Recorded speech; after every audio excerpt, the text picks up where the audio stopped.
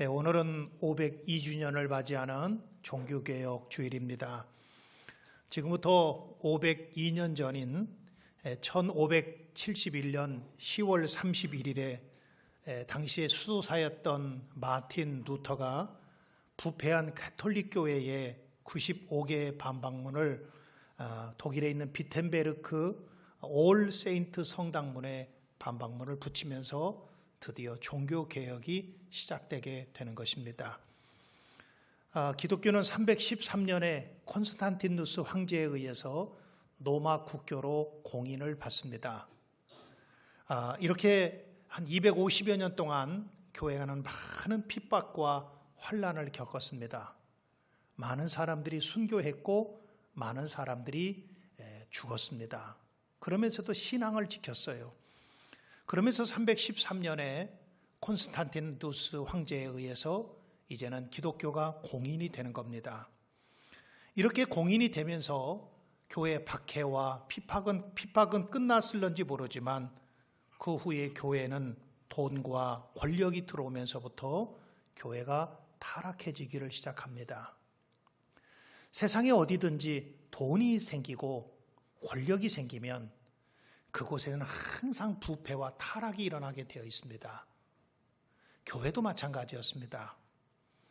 콘스탄티누스 황제에 의해서 교회가 공인받기 전에 핍박을 당하고 어려움을 겪을 때는 교회가 거룩했고 교회다운 교회였습니다. 그런데 교회 안에 돈이 들어오고 교회 안에 권력이 들어오면서부터 교회는 중세교회가 되면서 타락해지기를 시작했습니다. 교회의 타락을 주도했던 사람은 성직자와 교황이었습니다. 하나님의 말씀인 성경보다도 교황과 사제의 말에 더 권위를 두게 되었고 십자군 전쟁에 필요한 비용을 위해서 그리고 성당 건축을 위해서 면죄부를 판매하게 되었습니다. 성직을 돈으로 사고 파는 성직 매매가 성행하게 되었고 그리고 성직자들이 오히려 앞장서서 부패했습니다. 하나님이 세우신 성직자라고 한다면 더 거룩함이 그 속에 있어야 되고 그 속에 하나님 앞에서 깨끗함이 있어야 되는데 오히려 성직자들이 앞장서서 부패를 주도했습니다. 심지어는 교황의 무호설을 주장했고 마리아의 무호설과 함께 마리아의 승천설도 주장을 했습니다. 교황의 힘은 막강해지면서 누구도 교황의 말을 거부할 수 없게 되었습니다. 심지어는 한 나라의 국왕조차도 교황의 말을 듣게 될 수밖에 없게 되었던 것입니다. 그런데 수도사였던 마틴 루터는 성경을 어디를 보아도 모든 인간은 하나님 앞에서 죄인이라는 거예요. 교황조차도 성직자조차도 그 누구도 하나님 앞에 의로운 사람이 아무도 없다고 하는데 그런데 당시에 중세교회에서 가르치던 그 성경, 가르치던 내용들을 보면 교황은 무오하고 심지어는 교황은 하나님과 비슷한 사람이라고 가르치고 있었던 것입니다. 중세교회는 하나님은 없고 돈과 인간이 하나님을 대신하는 죄악을 범하게 되었습니다. 교회는 교회답지 못했고 성직자는 성직자답지를 못했습니다. 그래서 마틴 루터가 95개의 반박문을 성당 입구에 붙이면서부터 드디어 종교개혁이 시작된 것입니다. 마틴 루터의 종교개혁은 크게 세 가지의 정신을 가지고 시작합니다. 첫 번째로는 오직 성경입니다. 두 번째로는 오직 믿음입니다. 그리고 세 번째로는 오직 하나님의 은혜입니다. 이것이 종교개혁의 3대 정신이라고 말할 수가 있습니다. 우리 한번 다 같이 따라 하십시다. 오직 성경, 오직 성경, 오직 믿음, 오직 믿음, 오직 은혜, 오직 은혜. 이 세 가지가 종교개혁 정신이라고 말할 수 있는 것입니다. 당시의 교황청은 오직이라고 하는 단어만 빼라고 그랬습니다. 그러나 마틴 루터는 그렇게 할 수 없다고 그랬습니다. 오직이라는 단어를 빼라고 종용하기도 했고 가족들을 통해서 회유하기도 했습니다. 오직이라고 하는 단어만 빼면 마틴 루터를 살려주겠다고 그랬습니다. 그러나 마틴 루터는 나는 절대로 오직이라고 하는 단어, 오직 성경, 오직 믿음, 그리고 오직 은혜, 이 안에서 오직이라고 하는 단어는 절대로 뺄 수 없다고 그렇게 주장을 했습니다. 그래서 저는 이 종교개혁 502주년을 맞이하는 이 기념주일에 오직 성경, 오직 믿음, 오직 은혜를 통해서 다시 한번 우리 신앙들도, 우리의 믿음도, 그리고 우리 교회도 무엇을 개혁해야 되고 어떻게 개혁해 나갈지를 고민해보고 생각하는 이 아침이 되시기를 바랍니다. 가장 먼저는 오직 성경으로라고 하는 거예요. 우리 한번 다 같이 다시 한번 따라 하십시다. 오직 성경으로. 오직 성경으로라고 하는 말은 우리가 하나님의 말씀으로 돌아가자, 그 말이에요. 여러분, 하나님의 말씀으로 돌아가자라고 하는 말은 그동안의 중세교회와 가톨릭교회는 하나님 말씀을 떠나 있었다고 하는 것을 전제로 두고 있지요. 하나님 말씀으로 돌아가자고 하는 거예요. 사람을 변화시키는 것은 하나님의 말씀 아니겠습니까? 그런데 중세 가톨릭 교회는 성경의 권위보다도 교권의 권위를 더 앞장서게 되었고 성경은 뒷전에 두고 그 교회의 교리를 더 높이게 되었습니다. 하나님의 말씀인 성경보다도 교황이나 사제의 말을 더 소중하게 여기게 되었습니다. 하나님의 말씀은 중요하지 않게 생각하고 사제의 말이나 교회 전통, 그리고 교회가 그동안에 한 말, 아니면 교황이 한 말, 이것을 더 중요하게 여기게 되었던 것입니다. 이에 마틴 루터는 종교개혁을 일으키면서 가장 먼저 했던 것은 오직 성경, 이 말은 하나님의 말씀으로 돌아가자고 하는 거예요. 우리 믿음의 사람들은 하나님의 말씀이 뭐라고 말하고 있느냐, 그거에 따라서 그대로 살아가야 되고, 하나님의 말씀이 우리 인생의 기준이 되어야 되고, 하나님 말씀대로 살아가는 사람들이 진정한 그리스도인이라고 외치게 된 것입니다. 성경은 우리에게 하나님의 뜻이 무엇인지를 보여주는 유일한 책입니다. 인간이 어떻게 살아가야 되고 어떻게 하면 하나님의 뜻을 이루며 살 수 있는지를 알려주고 있는 것이 성경입니다. 성경은 왜 내가 내 인생이 어디서부터 와서 내가 인생을 어떻게 살다가 그리고 내 마지막이 어디인가를 가르쳐주고 있는 것이 성경입니다. 성경에는 해답이 있습니다. 그런데 중세교회는 성경을 떠나 있었습니다. 그러다 보니까 타락하고 부패할 수밖에 없었던 것입니다. 그래서 마틴 루터는 종교개혁을 일으키면서 오직 성경으로, 하나님의 말씀으로 돌아가자고 하는 거예요. 여러분, 성경에는 성공 이야기만 있는 것이 아니라 실패한 이야기도 가득합니다. 성경에는 기쁨만 있는 것이 아니라 성경은 슬픔도 가져다 줍니다. 성경은 좋은 말만 있는 것이 아니라 입에 담기도 부끄러운 내용도 성경에 있어요. 예를 든다면 창세기 38장에 보면 유다는 며느리 다말과 근친상간에서 베레스라고 하는 아들을 낳아요. 세상에 이런 것이 성경에 나와요. 시아버지가 며느리와 근친상간을 해서 아들을 낳았는데 그 아들의 이름이 베레스예요. 그런데 그가 또 예수님의 조상이에요. 입에 담기도 부끄러운 그런 일들이 성경에는 다 기록되어 있습니다. 다윗 왕도, 그렇게 위대했던 다윗 왕도 유부녀와 간음하는 것이 성경에 다 나와 있어요. 성경에는 꼭 성공만 나와 있는 것이 아니라 인생이 어떻게 살면 실패하는가를 우리에게 보여주고 있는 것이 성경이지요. 그래서 히브리서 4장 12절의 말씀에 보면 하나님의 말씀은 살아있고 활력이 있어 좌우의 날선 어떤 검보다도 예리하여 혼과 영과 관절과 골수를 찔러 쪼개기까지 하며 또 사람의 마음과 사람의 생각과 마음을 감찰하시나니 그랬습니다.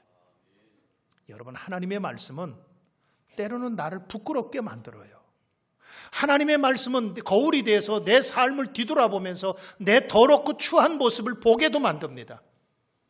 여러분, 그것만 있는 것이 아니라 때로는 하나님의 말씀은 낙심하고 있는 자에게 용기를 주고, 하나님의 말씀은 쓰레기같이 별 볼 일 없던 사람도 바꾸어 주게 됩니다.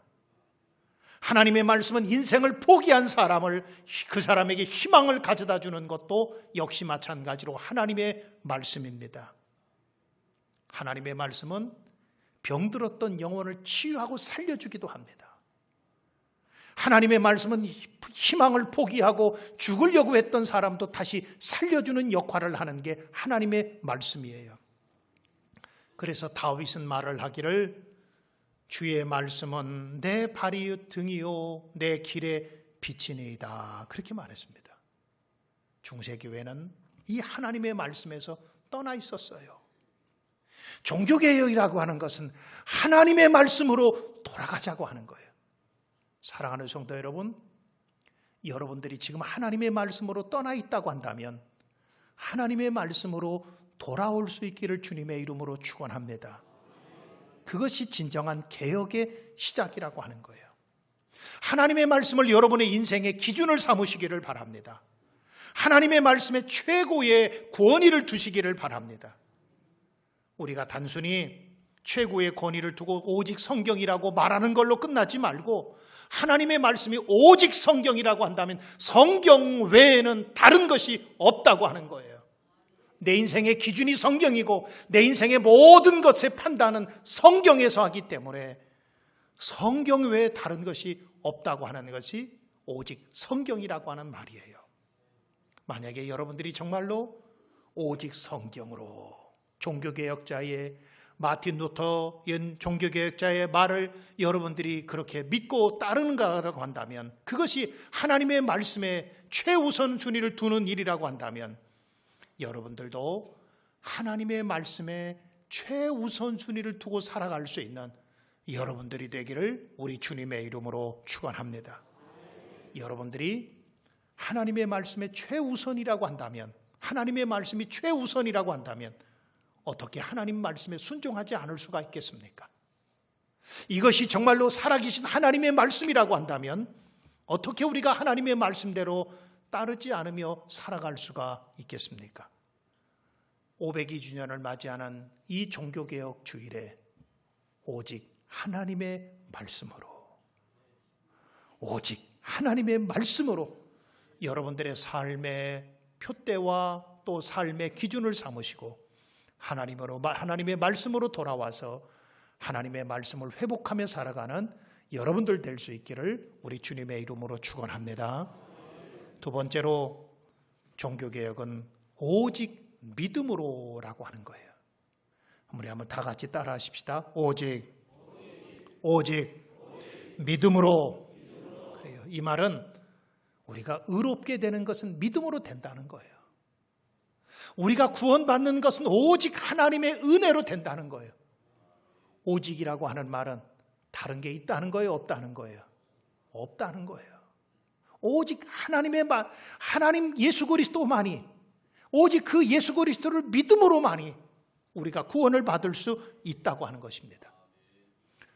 이 말은 바꿔 말하면 당시 중세교회, 가톨릭 교회는 믿음으로, 오직 믿음으로를 가르치기보다는 선행으로 구원을 얻는다고 가르쳤습니다. 고행을 통해서 구원을 얻는다고 가르쳤습니다. 또한 그뿐만 아니라 교회에 복종해야 구원을 얻는다고 가르쳤습니다. 성례에 참석해야 구원을 얻는다고 가르쳤습니다. 면죄부를 구입해야 구원을 얻는다고 그렇게 가르쳤습니다. 그런데 마틴 루터가 성경을 보면서 어디에도, 성경 어느 것을 보아도 믿음 외에 다른 것이 필요 없다고 하는 것을 그는 발견하게 된 거예요. 마틴 루터는 본래 사제였기 때문에 그도 처음에는 그것을 믿었습니다. 당시에 로마에는 스칼라 산타 성당이라고 하는 곳이 있었는데 그곳에 가면 28개의 계단이 있었어요. 지금도 로마에 가면 그 계단이 있는데 이 계단은 예수님께서 빌라도에게 재판을 받으러 올라가실 때에 올라갔던 그 계단을 예루살렘에서부터 가져다가 로마의 성당에다가 안치를 시킨 거예요. 그러니까 예루살렘에서 그거 뺏어왔겠죠. 그리고 28개의 계단을 스칼라 산타 성당에다가 계단을 만들어 놓았어요. 그리고 이 계단을 무릎 꿇고 매일 올라가는 거예요. 이렇게 해야 구원을 얻을 수 있다고 가르치고 생각을 했습니다. 이 계단을 무릎으로 기어오르면서 기도하면 죄사함을 받을 거라고 마틴 루터도 그렇게 믿었습니다. 그래서 그의 마음속에 이렇게 하면 구원을 받고 자유함을 얻고 이렇게 하면 평안을 얻고 기쁨을 얻을 거라고 생각하고 그 성당에 입을 맞추면서 계단을 무릎으로 오르락 내리락 했습니다. 마틴 루터의 무릎에는 피가 났습니다. 그런데 마음에는 여전히 공허한 거예요. 마음에는 여전히 구원의 확신이 없는 거예요. 그렇게 성당의 계단을 무릎으로 기어오르고 내려오면서 그 성당에 그 계단에 입을 맞추기도 하고 그랬는데도 이 마틴 루터의 마음속에 내가 구원받았다, 내가 의롭게 되었다는 확신이 없는 거예요. 그런데 마틴 루터가 성경을 보다가 깨달은 것이 있습니다. 아무리 계단을 무릎으로 성당의 계단을 오르락 내리락 해도 그걸로 구원받는 것이 아니고, 면죄부를 판다고 면죄부를 샀다고 해서 구원받는 것도 아니고, 성례전에 참석했다고 구원받는 것이 아니라 오직 내가 구원받는 것은 예수 그리스도를 믿음으로. 할렐루야. 오늘 본문의 말씀을 통해서 마틴 루터가 그것을 깨달은 거예요. 오늘 본문 17절의 말씀을 우리 다시 한번 다 같이 볼까요? 17절 말씀 같이 읽어보십시다. 시작. 복음에는 하나님의 의가 나타나서 믿음으로 믿음에 이르게 하나니 기록된 바 오직 의인은 믿음으로 말미암아 살리라 함과 같으니라. 아멘. 의인은 무엇으로 살아요? 어떻게 하면 구원받을 수 있어요? 오직 믿음으로.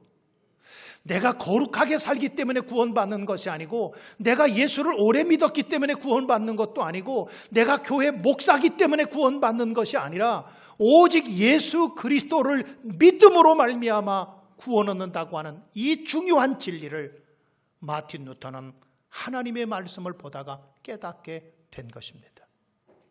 인간의 행위로 구원을 얻거나 인간의 공로로 구원을 얻는 것이 아니라고 하는 거예요. 오직 하나님께서 우리에게 주신 은혜가 있는데 그 은혜를 믿음으로 말미암아. 할렐루야. 만약에 행위로 말미암아 구원을 얻는다고 한다면 제가 볼 때 여기 있는 분들 가운데 한 사람도 구원을 얻을 사람이 없어요.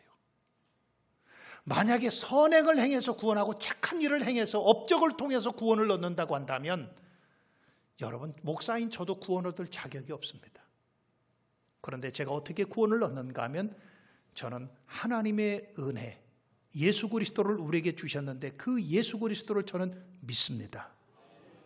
예수님을 통해서 구원을 얻는 거예요. 그것을 믿음으로 구원을 얻는 거예요. 그래서 예배소서 2장 8절로 9절의 말씀에 보면 너희는 그 은혜에 의하여 믿음으로 말미암아 구원을 얻었나니. 무엇으로 구원을 얻었어요? 믿음으로 말미암아 구원을 얻었나니. 이것이 너희에게서 난 것이 아니요 하나님의 선물이라. 행위에서 난 것이 아니니 이는 누구든지 자랑치 못하게 하려 함이니라. 그랬습니다. 사도행전 16장 31절에도 보면 주 예수를 뭐하라?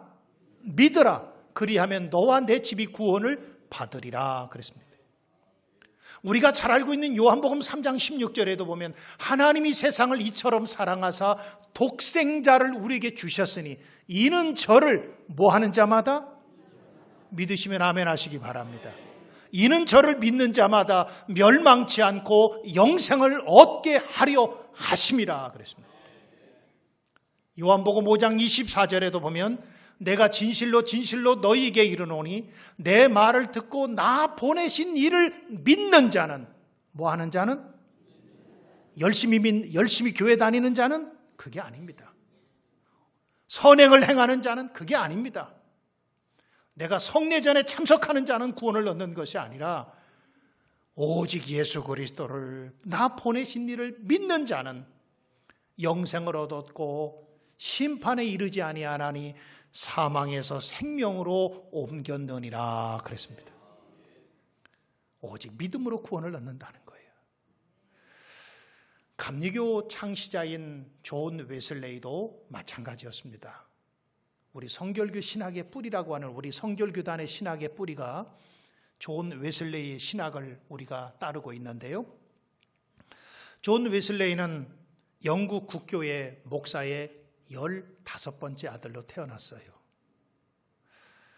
어려서부터 성경을 참 철저한 성경 교육을 배우고 철저한 신앙 교육을 배웠어요. 그는 당시의 최고의 명문인 옥스퍼드 대학을 졸업했습니다. 그리고 25살인가 목사 안수를 받아요. 여러분, 그리고 그는 영국 사람이기 때문에 미국 조지아에 가서 선교하기 위해서 선교사로 나갔다 옵니다.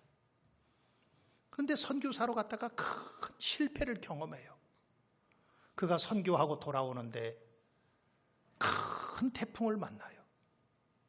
자기는 그 태풍 때문에 내가 죽으면 어떡하지? 내가 이 배가 뒤집어져서 내가 죽으면 어떡하지? 그런 공포와 두려움 가운데 있는데 한쪽에서 보니까 열심히 찬송하고 기도하는 사람들을 발견해요. 그들을 보니까 모라비안 교도들입니다. 그들은 죽어도 내가 하나님 나라 갈 수 있다고 하는 확신과 믿음을 가지고 그 풍랑 속에서도 흔들림 없이 기도하고 찬송하는 모습을 발견하게 됩니다. 존 웨슬레이가 미국으로 갔다가 선교사로 나가서 큰 실패를 경험하고 좌절하고 낙심하고 돌아오게 됩니다. 존 웨슬레이가 누굽니까? 목사의 아들입니다. 어려서부터 성경을 참 많이 봤고 어려서부터 경건 생활을 그렇게 잘했습니다. 그는 최고의 학부인 옥스퍼드 대학을 졸업했습니다. 조지아에 선교사로 나갔다 왔습니다. 그런데도 자기 마음속에 구원의 확신이 없는 거예요. 아마도 여기 있는 여러분들도 마찬가지일 거예요.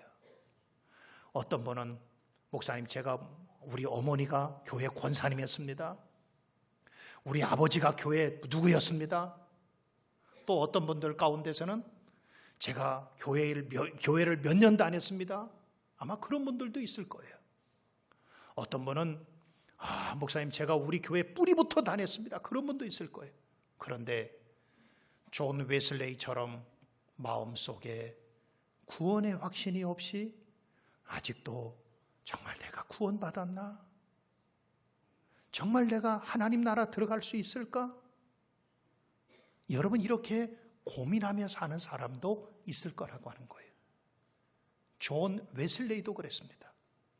목사의 아들로 태어났고 어려서부터 성경 교육을 철저히 받았고 선교사로도 나갔다 왔고 목사 안수도 받았습니다. 그런데 존 웨슬레이 마음속에는 항상 목마름이 있었고 자기가 정말 구원받았는지에 대한 확신이 없었습니다. 그런데 1738년 5월 24일 저녁에 영국 런던에 있는 올더스게이트 작은 집회에 참석하게 됩니다. 거기서 마틴 루터가 쓴 로마서 서문을 듣다가 가슴이 뜨거워지는 경험을 합니다. 회심을 하는 거예요. 그 본문의 말씀이 바로 오늘 본문인 로마서 1장 17절의 말씀입니다. 오늘 본문의 말씀을 제가 다시 한번 읽어보면 믿음에는 하나님의 의가 나타나서 믿음으로 믿음에 이르게 하나니 기록된 바, 우리 같이 읽읍시다. 시작. 오직 의인은 믿음으로 말미암아 살리라 함과 같으니라. 아멘. 우리가 구원받는 것은 내가 목사니까 구원받는 것이 아니고 내가 선교사를 했기 때문에 구원받는 것도 아니고 내가 교회를 오래 다녔기 때문에 구원받는 것도 아니고 내가 마음속에 수양을 쌓고 고행을 했기 때문에 구원받는 것이 아니라 구원은 오직 하나님의 아들 예수 그리스도를 통해서 그분을 믿음으로 말미암아 구원을 얻는다고 하는 거예요. 여러분, 왜 우리가 전도해야 됩니까?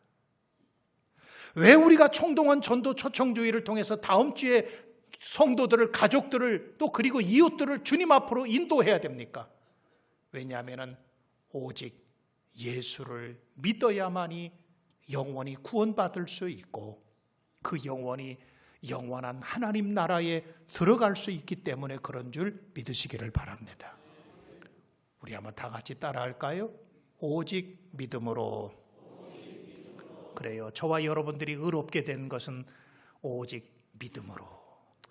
내 믿음이 겨자씨보다도 작지만 내 행위가 참 부족하고 때로는 내가 믿음이 약해서 쓰러지기도 하고 넘어지기도 하고 뒤집어지기도 하고 자빠지기도 하고 때로는 실망하기도 하고 포기하고 싶을 때도 있지만 그러나 주는 그리스도시요 살아계신 하나님의 아들이시라고 하는 그 사실을 분명히 믿기만 하면 그 사람에게 하나님께서 구원의 은혜를, 의롭다 하시는 은혜를 허락해 주시는 줄 믿으시기를 바랍니다.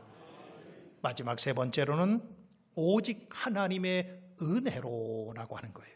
우리 한번 다 같이 따라할까요? 오직 하나님의 은혜로. 우리가 하나님의 자녀가 된 것은, 그리고 우리가 하나님 앞에서 구속함을 받은 것은 하나님의 은혜로 되어지는 일이라고 하는 거예요. 우리의 구원이 인간의 방법이나 인간의 기술, 인간의 전략으로 되는 것이 아니라 오직 하나님의 주권적인 은혜, 하나님께서 우리에게 그 주권적인 은혜를 베풀어 주셨는데 그 은혜를, 값없이 주신 은혜를 믿음으로 말미암아 구원을 얻는다고 하는 거예요. 로마서 3장 24절에 보니까 그리스도 예수 안에 있는 속량으로 말미암아 하나님의 은혜로 값없이 의롭다 하심을 얻은 자가 되었느니라 그랬습니다. 하나님의 은혜로 값없이 의롭다 하심을 얻었다라고 하는 거예요. 인간은요, 결국에 인간의 문제는 죄의 문제입니다. 이 죄 때문에 멸망당하고 죄 때문에 죽음이 찾아오고 죄 때문에 지옥 가고 죄 때문에 심판을 당하는 것이 우리의 인간이에요. 그래서 로마서 6장 23절에 보니까 죄의 싹은 사망이요 그랬습니다. 인간은 죄 때문에 망하게 될 겁니다. 그런데 인간은 이 죄를 해결할 수 있는 방법이 없어요. 그래서 하나님께서 우리에게 은혜를 주셨어요. 어떤 은혜를 주셨느냐? 하나님께서 우리에게 선물을 주셨어요. 은혜의 선물을 주셨어요. 어떤 선물을 주셨는가 하면 예수 그리스도라고 하는 선물을 주셨어요. 할렐루야. 예수님을 우리에게 선물로 주셨어요. 그래서 그 예수님을 우리에게 주셨는데 그 은혜를 믿기만 하면 하나님께서 우리에게 주신 구원의 은혜를 우리도 누릴 수 있고 하나님의 자녀가 되는 권세를 허락해 주셨다고 하는 거예요. 그래서 사도 바울이 뭐라고 말해요? 나의 나 된 것은 하나님의 은혜다. 그래요. 여러분, 제가요 신학대학을 졸업하고 대학원을 졸업하고 목사 안수를 받았기 때문에 목사가 됐을까요? 물론 그런 조건이 필요하죠. 그런 것도 갖춰야 되죠. 그런데 제가 목사가 된 것은 저는 하나님의 은혜로 됐다고 생각합니다. 제가 오늘 여러분들 앞에 이렇게 설교하죠. 제가 여러분들 앞에 이렇게 서서 설교할 만큼 인격과 성품과 모든 것이 훌륭하고 잘 되고 모든 것이 좋아서 여러분들 앞에 설교할까요? 여러분, 저도요, 여러분들의 제 모습 보는 것보다 저도 하나님 앞에 온전하지 못합니다. 그런데 제가 하나님 말씀을 전할 수 있는 것은 하나님의 은혜 때문에 하나님 앞에 하나님 말씀을 전할 수가 있는 거예요. 여기 있는 우리 장로님들도 마찬가지예요. 권사님들도 그래요. 집사님들도 그래요. 안수 집사님도 그래요. 여기 있는 우리 모든 성도들 한 사람 한 사람도 다 마찬가지입니다. 여러분들이 하나님 앞에 의롭고 진실하고 거룩하고 깨끗하게 살고 아무런 흠이 없기 때문에 하나님께서 여러분들을 불러주신 것이 아니라 여러분 한 사람 한 사람을 하나님의 은혜로, 할렐루야, 하나님의 은혜로 한 사람 한 사람을 부르셔서 축복해 주시고 의롭다고 인정해 주시고 믿음으로 하나님의 자녀 삼아 주시고 하나님께서 구원받는 은혜를 허락해 주신 줄 믿으시기를 바랍니다. 사랑하는 성도 여러분, 오늘은 마틴 루터가 종교개혁을 일으킨 502주년이 되는 해입니다. 오늘 종교개혁주의를 맞이해서 우리의 신앙을 한번 뒤돌아보십시다. 과연 내 신앙이 오직 성경으로 살아가고 있는지, 오직 믿음으로 살아가고 있는지, 그리고 오직 하나님의 은혜로 내가 지금 살아가고 있는지 내 자신을 뒤돌아보는 종교개혁 주일이 되었으면 좋겠습니다. 그리고 만약에 내가 오직 하나님의 말씀대로 살아가지 못한다고 한다면 오늘부터라도 하나님의 말씀대로 살아가는 것이 진정한 종교개혁 주일의 의미를 갖는 거라고 생각합니다. 여러분들이 만약에 오직 믿음으로 살지 못했다고 한다면, 그리고 오직 하나님의 은혜로 살지 못했다고 한다면 이제부터라도 내가 오직 믿음으로, 오직 은혜로 살고 그런 다짐과 결심을 해서 날마다 변화와 개혁을 이루어 나가는 것이 여러분들의 참된 종교개혁주일의 의미라고 생각합니다. 고인물은 썩게 되어 있어요.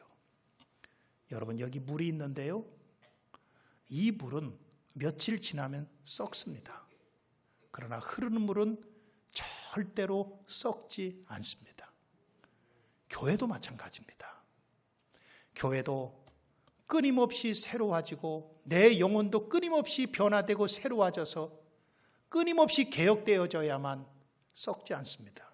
그러나 멈추어 있으면 썩는다고 하는 것을 꼭 기억하셔서 이 종교개혁주일에 작은 변화가 여러분들 속에 말로만 개혁하는 것이 아니라 작은 것 하나하나라도, 작은 것부터라도 여러분들을 변화시키고 개혁해서 빛과 소금의 역할을 감당하는 교회, 그런 성도가 될 수 있기를 우리 주님의 이름으로 축원합니다. 기도합시다. 여러분, 종교개혁은 교회가 교회답지 못했기 때문에 종교개혁이 필요한 거예요. 성직자가 성직자답지 못하였고요, 그리고 성도가 성도답지 못했습니다. 오늘날 많은 학자들은 오늘 이 시대에 제2의 종교개혁이 필요하다고 말합니다. 왜냐하면 교회가 교회답지 못하기 때문에 그렇습니다. 성직자가 성직자답지 못하기 때문에 그렇습니다. 그렇기 때문에 제2의 종교개혁이 필요하다고 많은 학자들이 말합니다. 여러분, 개혁이라고 하는 것은 말로 되는 것이 아니고 내 삶 속의 작은 부분 하나라도 새롭게 바뀌고 변화되면서 살아가는 것이 진정한 종교개혁입니다. 여러분들 삶 속에 변화가 나타나야 될 것이 무엇이 있다고 생각하십니까? 여러분들 스스로 변화가 잘 안 돼요. 바뀌어지지를 않아요. 왜냐하면 오랫동안 해오던 습관이기 때문에 그렇습니다. 오랫동안 해오던 것이 하루아침에 바뀌어지지 않아요. 그러나 이 시간에 우리 기도할 때, 하나님, 이제 내가 끊을 건 끊고 버릴 건 버릴 수 있는 그런 개혁의 사람이 되게 해주시옵소서. 그런데 내 노력과 내 힘으로 되지 않습니다. 성령님 도와주십시오. 그래서 내가 새로운 피조물이 되고 새로운 사람이 될 수 있도록 은혜 주시옵소서. 이 시간에 우리 다 같이 말씀 드린 것을 생각하면서 주여를 한번 보러 갑심으로 기도합니다. 주여, 은혜가 풍성하신